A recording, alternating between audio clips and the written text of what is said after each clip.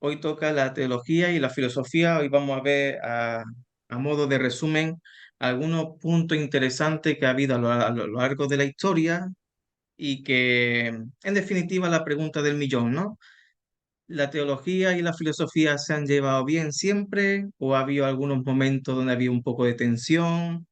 Vamos a ver qué es lo que ha sucedido a lo largo de la historia. Así que hoy vamos a tocar los siguientes puntos: tipos de relación entre teología y filosofía, alguna filosofía del siglo XX, el uso teológico de la filosofía, que ese punto será muy interesante. Entonces, hablando un poquito sobre las relaciones de cómo se ha llevado, ¿verdad?, la teología con la filosofía, la primera postura es, en efecto, que no hay una relación. La teología se ha separado de la filosofía y considera que la filosofía no contribuye en nada a la teología. Los dos tienen objetivos tan distintos que se deben aconsejar al cristiano que evite todo contacto con la filosofía. Muy bien, eh, aunque parezca mentira, hay todavía seminarios cristianos que piensan así, como que la filosofía es un demonio con cuernos, ¿sabes? Que viene aquí a destruir todo. Pero no es así. Tenemos que entender que la filosofía es una sierva, ¿verdad? Está al servicio de la teología y viceversa, ¿no? La una y la otra se necesitan, pero esta corriente, este modo de pensar de que la teología es una cosa y la filosofía es otra totalmente diferente, ¿verdad? El agua y el aceite, eso no es cierto.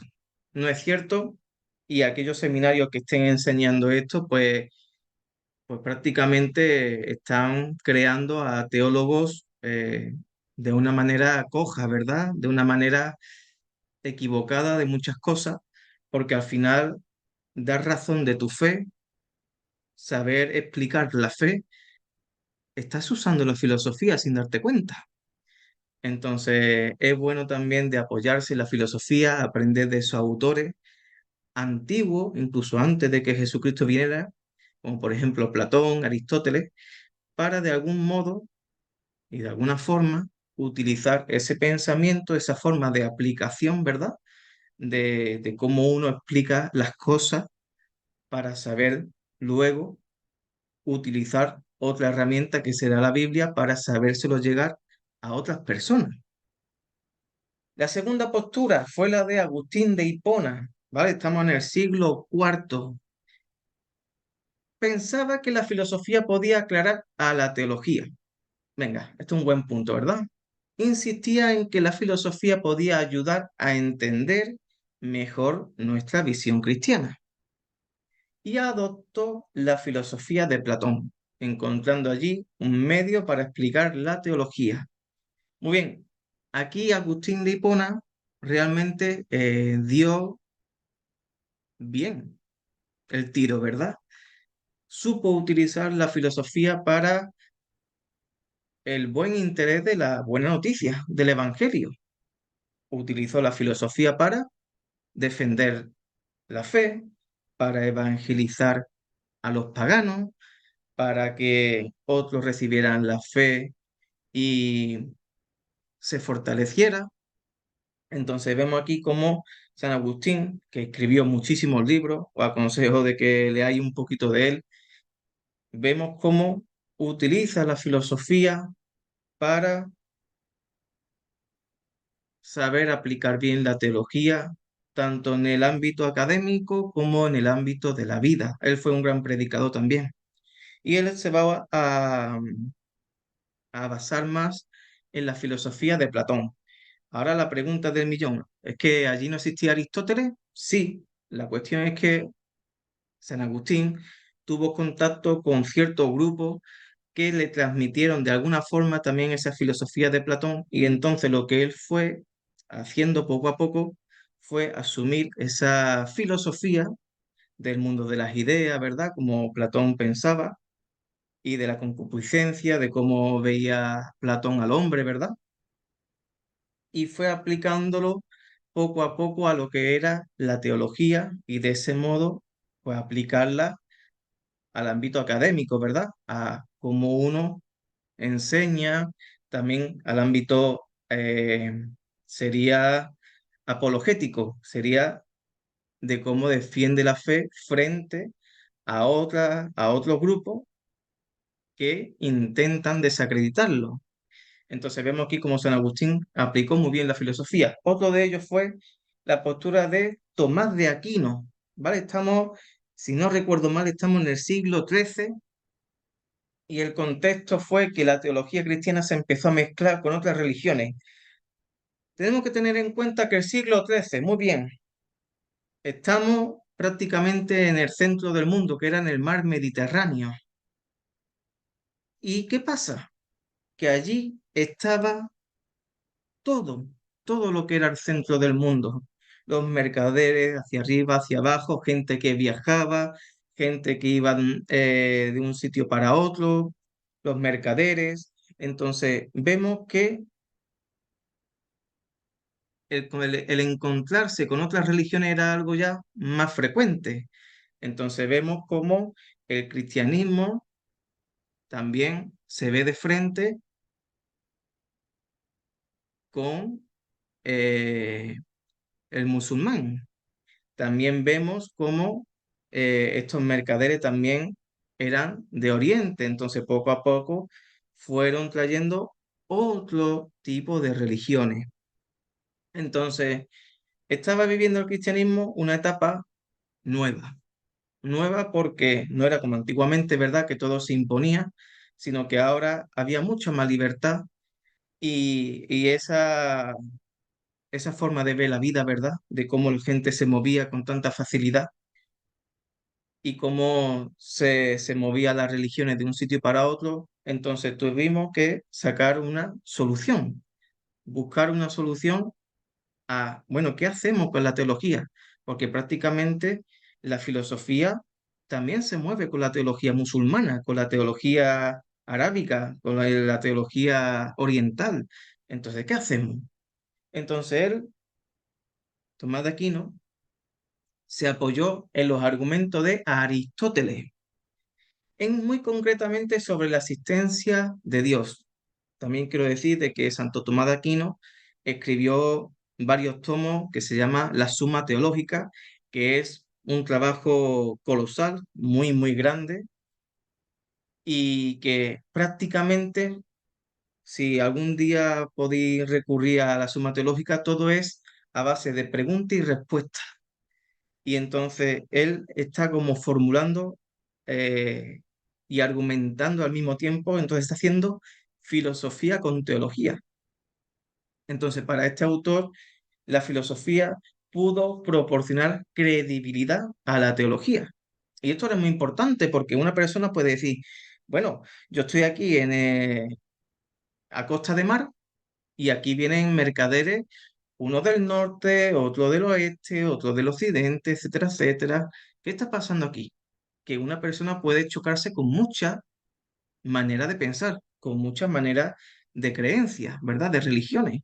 Entonces, esta forma de hacer teología de Tomás de Aquino ayudó a que la gente supieran argumentar y defender su propia fe. Entonces, estamos aquí hablando prácticamente de lo que era la Edad Media.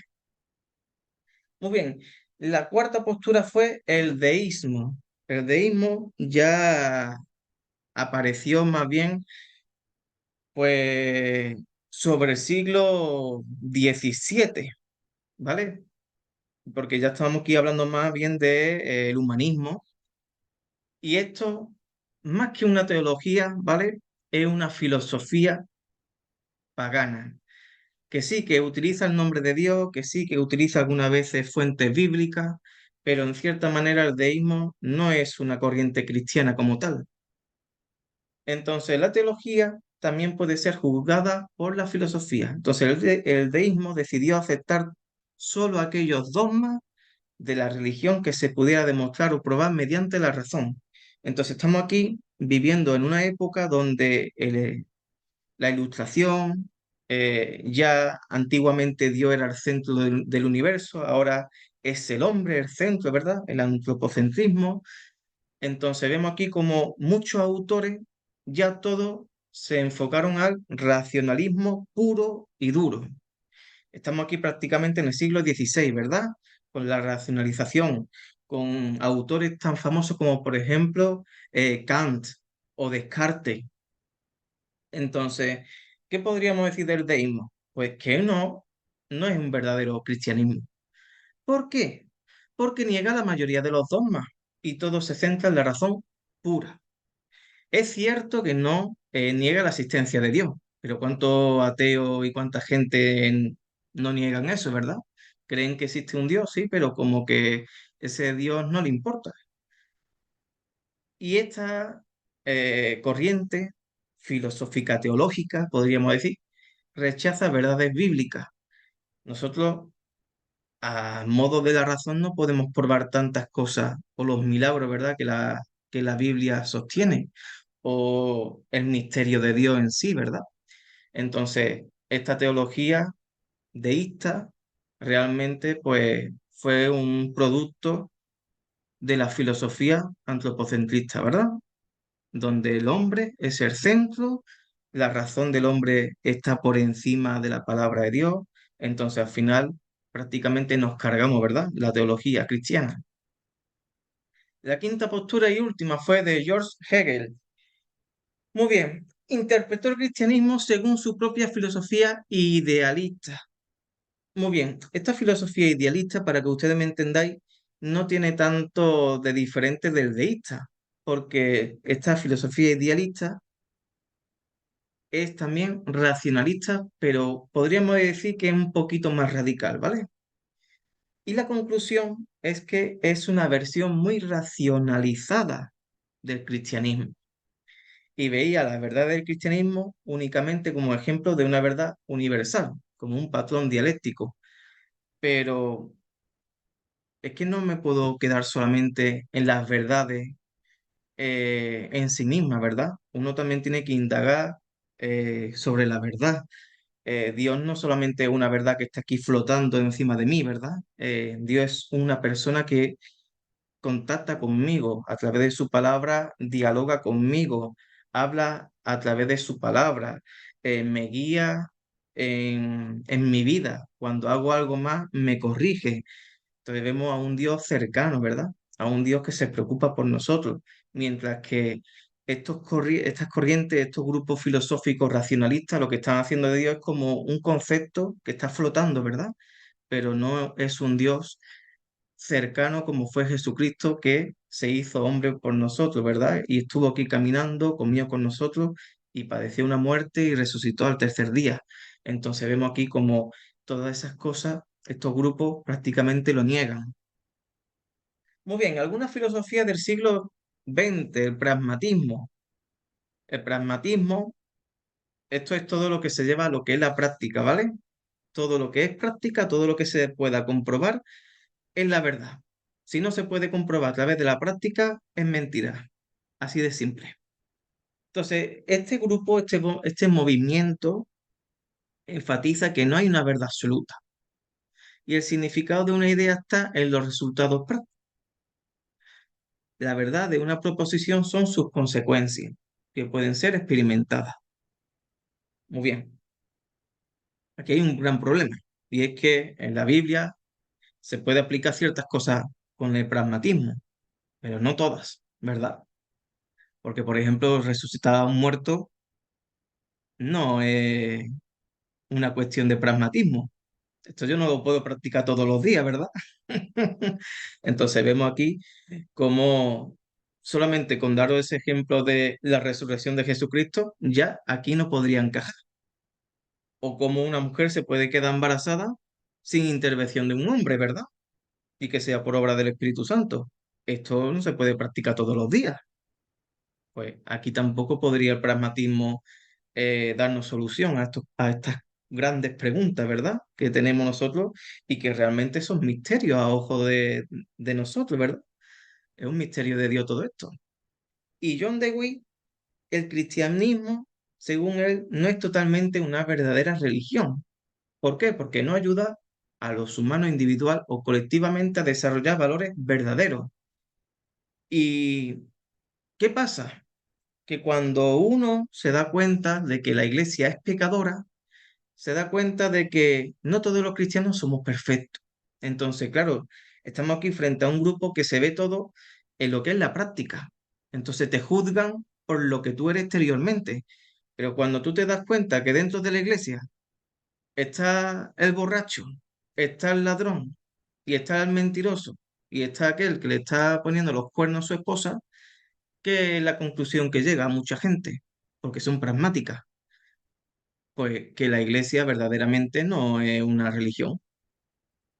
Entonces vemos aquí cómo nosotros tenemos que entender de que el pragmatismo al final es como una salvación a través de las obras, pero no es una salvación a través de la fe. Dios no está llamando a los justos, sino a los pecadores, a su iglesia. El existencialismo. Muy bien, esta corriente filosófica se puede dividir en existencialismo, digamos, más radical, ateo, pero también había un poquito existencialismo cristiano, ¿vale? Aquí vamos a centrarnos más bien en el que fue el que atacó a las raíces del cristianismo y a la teología misma, ¿vale? Entonces, es una filosofía que resalta la prioridad de la existencia sobre la esencia. Muy bien, eso podríamos decir que es el resumen de este movimiento.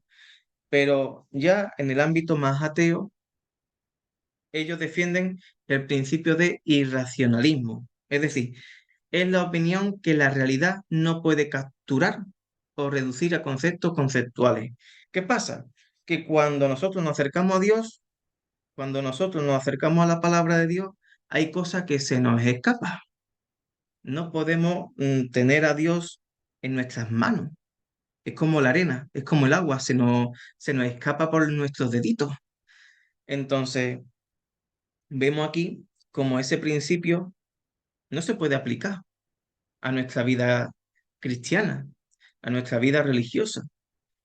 Vemos también aquí como el individuo, no es posible definir al individuo clasificándolo en una categoría general. Fíjate hasta dónde llega esta corriente.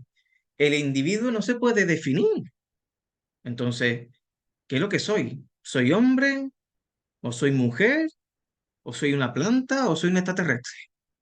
Fíjate tú de dónde viene esta ideología de género y esta ideología más moderna, ¿verdad? Donde te dicen de que tú no sabes lo que tú eres hasta que tú lo experimentas, porque nadie te dice lo que tú eres, nadie te lo puede decir. Entonces, un día me puedo convertir en mujer, otro día me puedo convertir en, no sé si soy un hombre o una mujer, no lo sé, soy binario. Entonces, fíjate tú de dónde vienen estas posturas ideológicas que están ahora también en nuestra sociedad y que viene del existencialismo, porque ellos son los primeros que decían que el individuo no se puede definir, no se puede clasificar en una categoría. Otra de las cositas que también dirá esto es la libertad humana. Ellos dicen, soy libre. Nadie puede impedir mi habilidad para escoger, para decidir y crear mi propio mundo. Vale. Y ahora nos acercamos a la palabra de Dios y ¿qué nos dice? De que estamos esclavos del pecado y que nuestra única libertad es Jesucristo. Muy bien, ahora cómo conjugamos esta filosofía con las palabras de Dios, ¿no? Ellos dicen que sí, que soy libre, pero ¿a qué le llamas tu libertad? Porque puede ser también libertinaje. Libre puede ser cualquier persona, pero realmente dentro de lo que es tu conciencia, tú eres esclavo de tu pecado diariamente. Y nuestra única libertad, nuestra única paz para encontrar esa libertad está en Cristo, ¿verdad? Y la subjetividad, por último. La verdad es verdad cuando se convierte en verdad para mí. Entonces, ¿qué significa esto? Esto es egoísmo puro y duro, ¿vale? Aquí La verdad es para ti y para mí será verdad o no será verdad. Entonces vemos aquí cómo los pensamientos se dividen, cómo esta forma de pensar sobre el individuo, sobre la subjetividad, pues está rompiendo a la sociedad, ¿verdad? Entonces nosotros no podemos decir que la verdad es verdad cuando se convierte en verdad para mí. No, hombre, esto no es algo subjetivo, esto no nace dentro de mí, la verdad. Por eso nosotros, como somos pecadores, estamos con nuestros ojos tapados, ¿verdad? Por el pecado, estamos ciegos. Entonces, ¿cuál es nuestra única verdad? ¿Cuál es aquel que me guía, verdad? Porque si yo me apoyo en otra persona, es tan ciego como yo. Entonces, ¿en quién me apoyo? ¿En quién me dejo guiar? En la palabra de Dios. Entonces ya no se vuelve subjetivo, sino ya se vuelve objetivo. No está dentro de mí la verdad, sino que está fuera. Es Dios desde fuera el que me guía. Y es interesante esto, ¿verdad? Porque al final, cuando si habláramos un poquito de teología, la fe no es algo que nace dentro de mí, sino que es algo que viene de fuera y que se introduce dentro de mí y que anida en mí y crece dentro de mí, ¿no? Como dirá la carta de los romanos, la fe entra por el oír y el oír la palabra de Dios. Otra filosofía, y esta sí va a ser buena, mira, la filosofía analítica. La filosofía analítica tiene la misión de analizar y explicar los principios y conceptos científicos naturales. Esto suena un poco a chino, ¿verdad? Pero bueno, ahora lo va a entender. Se trata el lenguaje de la ética, la ciencia y la religión examinando cómo funcionan y lo que significa. Entonces, desde la perspectiva teológica, la filosofía analítica ha ayudado a los teólogos a afinar su uso de las palabras y a evitar el lenguaje equívoco. Entonces, esta filosofía analítica eh, lo usamos más de lo que pensamos, porque al final, cuando yo utilizo una palabra, por ejemplo, la palabra gracia, cuando yo investigo, cuando yo me apoyo en más citas bíblicas, cuando yo recojo escrito y testimonio de teólogos, ¿verdad? Para hacer mi, mi definición más perfecta, para explicárselo a una persona, yo ahí estoy aplicando la filosofía analítica. ¿Por qué? Porque estoy analizando una palabra, estoy intentando explicar con principios y conceptos esa palabra. Entonces, cuando nosotros nos vamos a un diccionario teológico, ¿vale? Esos diccionarios donde está la palabra fe, gracia, Jesucristo, Madre de Dios, etcétera, etcétera. Todo eso al final se está apoyando en la filosofía analítica, que es centrarse en una palabra y sacarle todo el jugo que tenga esa palabra a raíz de la palabra de Dios y a raíz de la historia de la iglesia. El uso teológico de la filosofía. Muy bien, tenemos que tener en cuenta que la Santa Biblia, en lugar de la filosofía, es lo que proporciona contenido a nuestra teología. Por lo tanto, la palabra de Dios tendría que ser la primera fuente de los principios fundamentales de nuestra manera de entender la realidad. Es decir, ¿quién está por encima de quién? ¿La teología o la filosofía? Vale, la teología tiene que estar por encima de la filosofía. La filosofía tiene que ser una sierva, una que ayuda. Entonces, el teólogo cristiano tiene que utilizar la capacidad de razonamiento que Dios le ha dado para resolver las implicaciones que se presentan en la Biblia, que es la verdad revelada.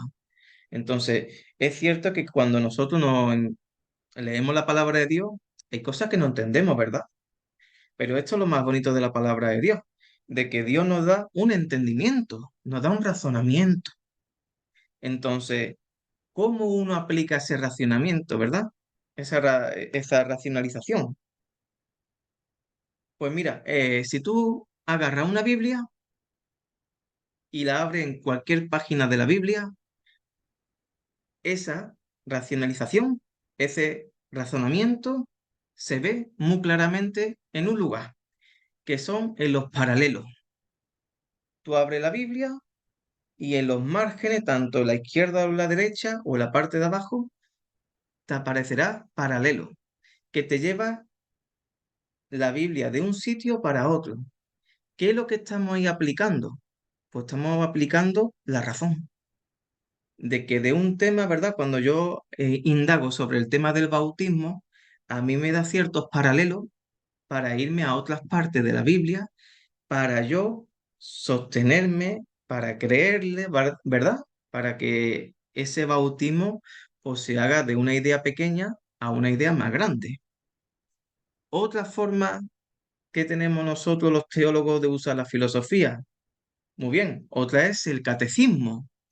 ¿El catecismo qué es? El catecismo, cuando una persona recibe catequesis, está ahí recibiendo una instrucción académica y en base a la Biblia, tú también estás ayudando a esa persona a que razone, a que explique, a que también se esfuerce, ¿verdad? De alguna forma para que sea más consciente y esa identidad cristiana la vaya asimilando poco a poco todos los días. Entonces, el uso teológico de la filosofía está presente siempre. La filosofía siempre está también presente en cada santa misa o en los cultos que celebramos, porque, por ejemplo, una predicación también se hace retórica. Entonces estamos usando filosofía. Entonces vemos aquí cómo la filosofía está en muchos lugares, en todas partes. Más que nosotros nos imaginemos, allí está. Entonces la filosofía debería de ser considerada principalmente como una actividad, el filosofar, más que un conjunto de verdades.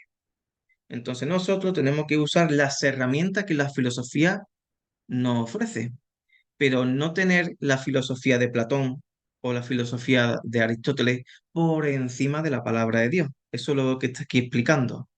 Entonces la filosofía es una ayuda para entender a la teología, porque nos agudiza la manera de entender los conceptos, nos puede ayudar a descubrir las presuposiciones que hay tras una idea o sistema de pensamiento, nos puede ayudar a determinar a las implicaciones de una idea y también nos hace consciente de la necesidad de probar las verdades que defendemos con argumentación y defensa, ¿vale? Entonces, la conclusión de este estudio, ¿cuál sería? Que la filosofía y la teología han convivido siempre. ¿Por qué? Porque desde nuestros orígenes hasta nuestros días siempre se ha creído en Dios. Siempre hemos usado la filosofía. La filosofía no solamente es pensar, también significa hablar, lenguaje, saberse expresar, saber defender algo, saber explicar algo, saber transmitir algo.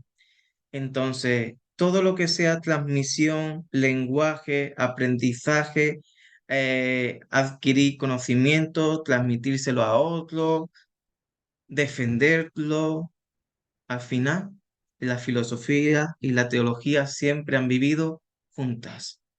Así que, queridos hermanos,